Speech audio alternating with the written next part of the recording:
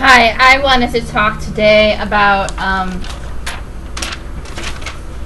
sex and spirituality. I'll just be honest. I read the book 50 Shades of Grey. Yes.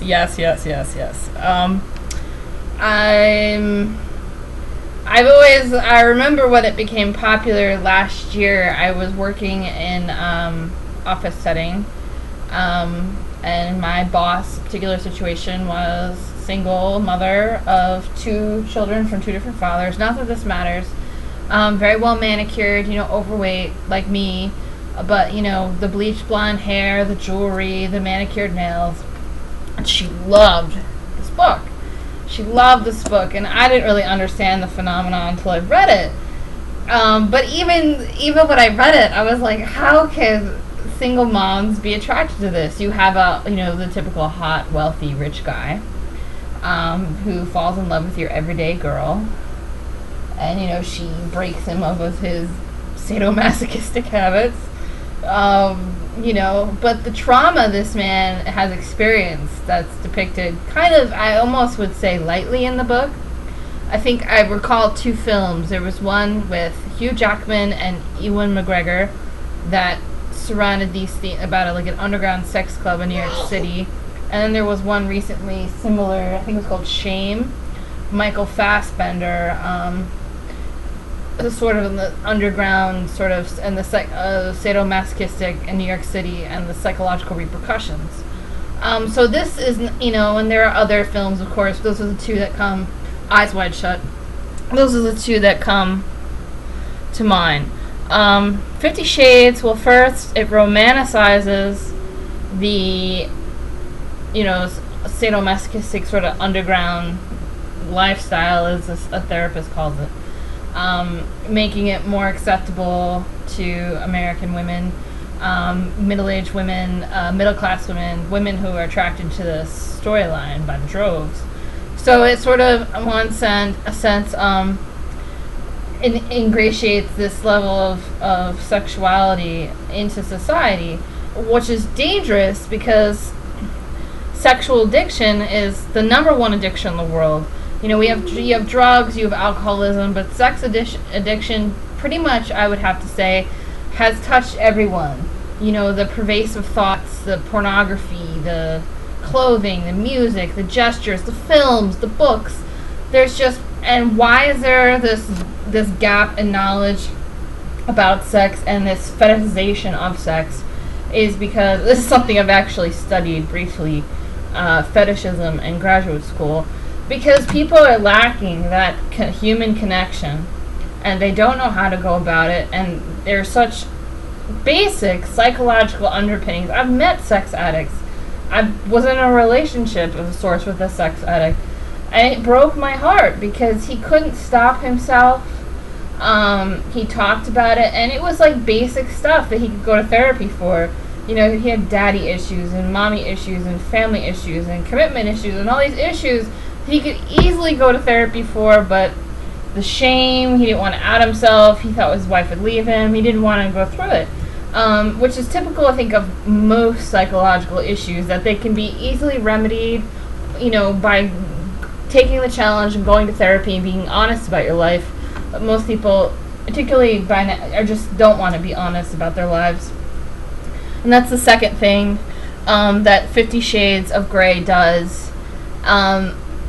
There isn't a lot of honesty in the book. The girl that he ends up with, this sadomasochist, kind of gets isolated from her family and friends.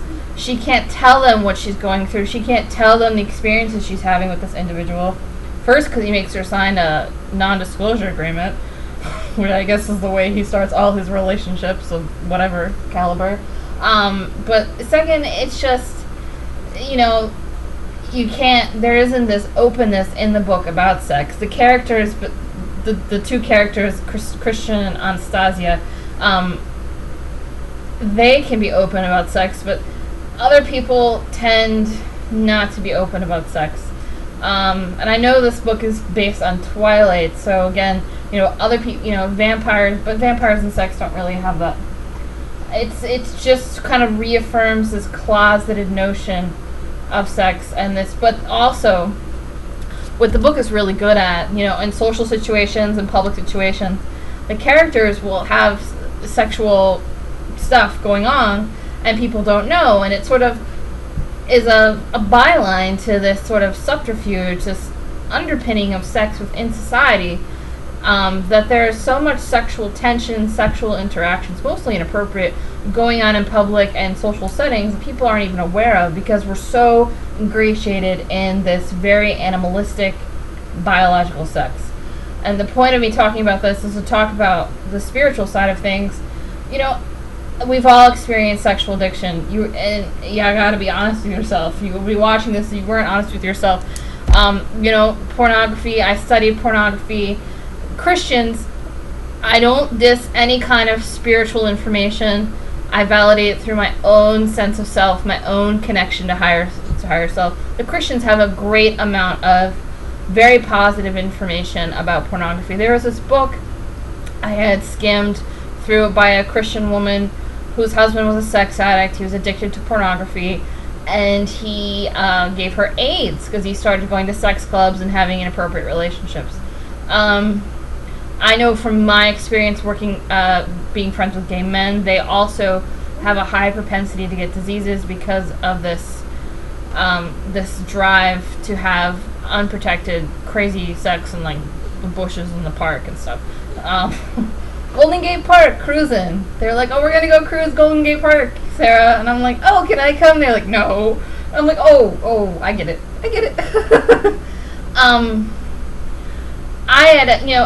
I had asked spiritual questions about sex because we're lacking that connection. And sex in my case has been, I've been so wanting for that connection.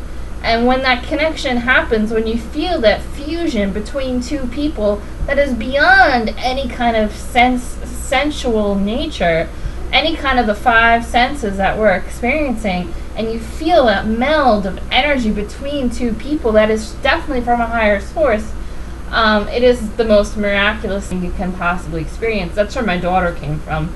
So I definitely know she's special, but I feel really sad that most people can't experience this. I also read Indian guru information about sex. Gandhi has some very interesting writings about sex. He, was constantly tempting himself, sleeping naked with a beautiful naked woman, and, trying to move beyond the specter of the biology and all the pleasures and pain it can give us.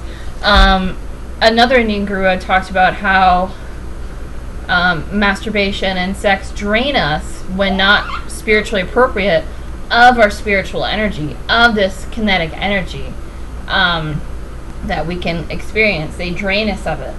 So that's a really interesting, if you think about it, the constant sexual, people having sex every day, multiple times a day, it definitely does damage your adrenal glands.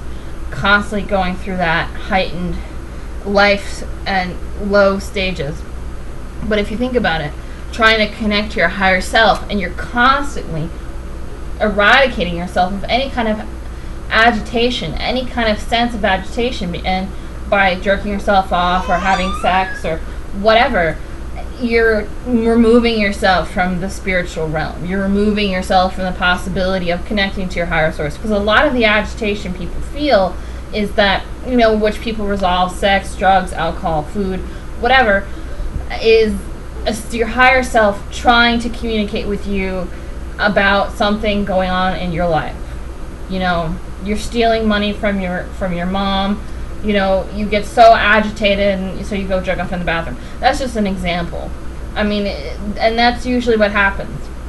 Also, it can be used as a cleansing to get some of the energy out. I know when I first started having my awakening, I had read this information from the Indian guru, and I felt it was really important for me because, I was very sexually active by myself and with other people from a young age for psychological, abusive reasons. So, but I couldn't always handle the spiritual energy. I couldn't always connect, and that's okay. In the beginning, the first year or two, you can't handle it, that's fine. But then after that, you need to think about what you're watching. You need to think about its effect on you. You need to think about pornography. You need to think about your relationships in a way, how can I make my relationship with my wife, my girlfriend, my husband, how can I make it stronger? And, if you can't connect with them on this level, and you'll feel it, you feel like a glow, a radiation, a sweetness. There's usually a smell associated with it, because your senses are overwhelmed with this sense of soul. You'll get it. But I have great compassion and empathy for these women or men that read this book and crave the connection. The connection in between Anastasia and a Christian is there. It's just not explained because the author doesn't know. They're constantly doing each other. It actually gets really boring after a while. They're constantly doing each other. And, but they obviously create such a huge tension where he kind of exposes himself and he gets stronger and healthier and more, psychologically stable, and she gets more confident. And it's not about the sex. Someone telling you you're hot all day long is really good, but how does telling someone you're a good man? There are many times in the book where she should have left. I mean, who tolerates that kind of behavior? But I understand, because the second part of the other part of the book that I think is a very strong pull for people to read it is that this girl is saving him, and he's this rich hot guy, and she's saving him, just through her ability to be graceful and innocent and sweet and a human.